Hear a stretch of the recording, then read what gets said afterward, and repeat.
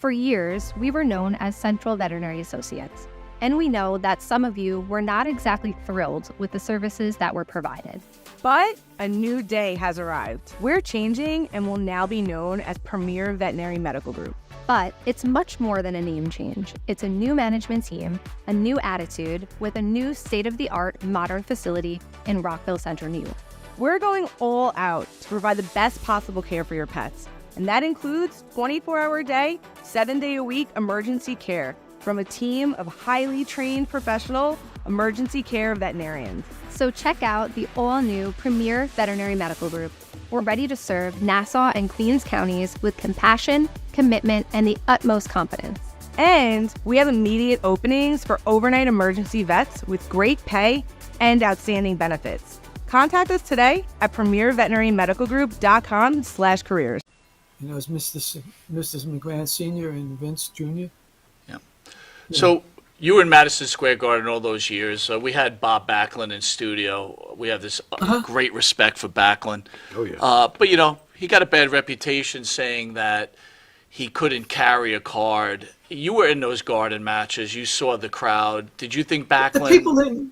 The people didn't come to see the undercard. They came to see the main event. I agree. The undercard was the icing on the cake. Right. That was the extra. But all during that era, and I want to pick 74, 5, 6, 7, 8, WWF. They used to sell out the garden. Then they used to sell out the Felt Forum on our screen to watch it. So it wasn't like it wasn't that big. The MSG once a month was the pay-per-view, so to say. And they used to advertise, if you don't come, you ain't going to see it. You had to be there to be part of what was going on. Especially before the days of cable television, that's for sure. Oh, for sure. That is for sure. You know, you've worked for Senior and Junior. What sort of relationship did you have with those two? Well, Vince? Well, Mr. McMahon Sr. was the one who really got behind me. He was really nice. And I was the official WWF photographer. If they needed something, they knew they would call me. I mean, people always ask what's your most famous picture, and it was the one with Andre holding up the four women.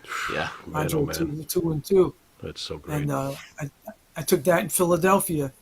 Mr. McMahon stopped me in Philadelphia early on and said, I need a picture of Andre to show his strength and his size. And I says, you know what?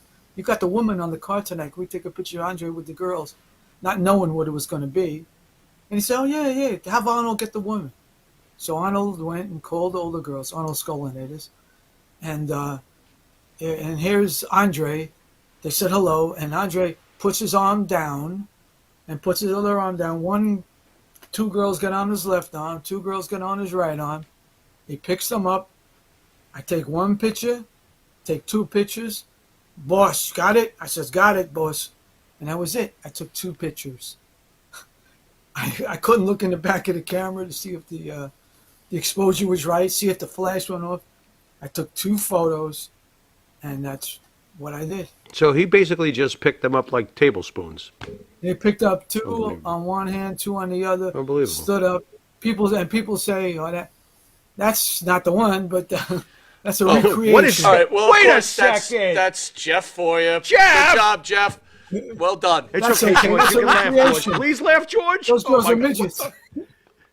So, that's who okay. took this But that's one? the idea. Ken They Napolitano? What's going on here? They Whatever. recreated the photo. That's a drawing fact. Oh, is that what it is? I got sunglasses on. Oh, so do you. Never mind. Never mind. Unbelievable. But it was Well, that that's effortless okay. for That was Andre, really huh, George? That effortless to just be able That to was that was the idea, and wow.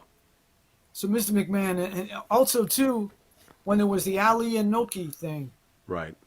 And Ali came to Philadelphia, and I took pictures of Ali getting in the ring with Gorilla Monsoon. Monsoon tosses him, and as soon as it was over, Mr. McMahon said, "Can you do something with that?"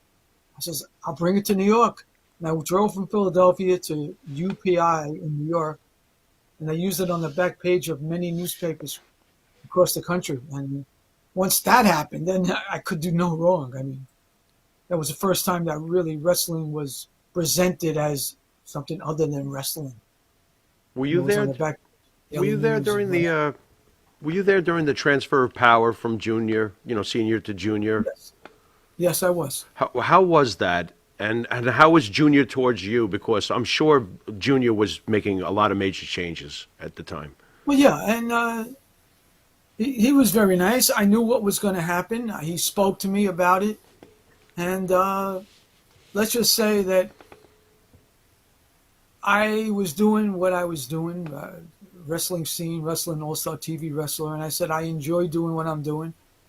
And he says, but soon I'm going to take over the world, and nobody believed him. Myself, I was a little reluctant about it, and I told some people about it. They said, no, that can't happen. But I knew it. He told me. And I had a chance to work with the WWF at that time. Hmm. But I didn't know how they were going to do what they were going to do, and I was happy doing what I was doing. So we had a parting of the ways. That's all. Okay. I got nothing bad to say. It's just what happened. George, we've had Abdullah the Butcher in studio a few times. Survived, Recently, Abdullah. Abdullah was on Chris Jericho's podcast, Podcast. which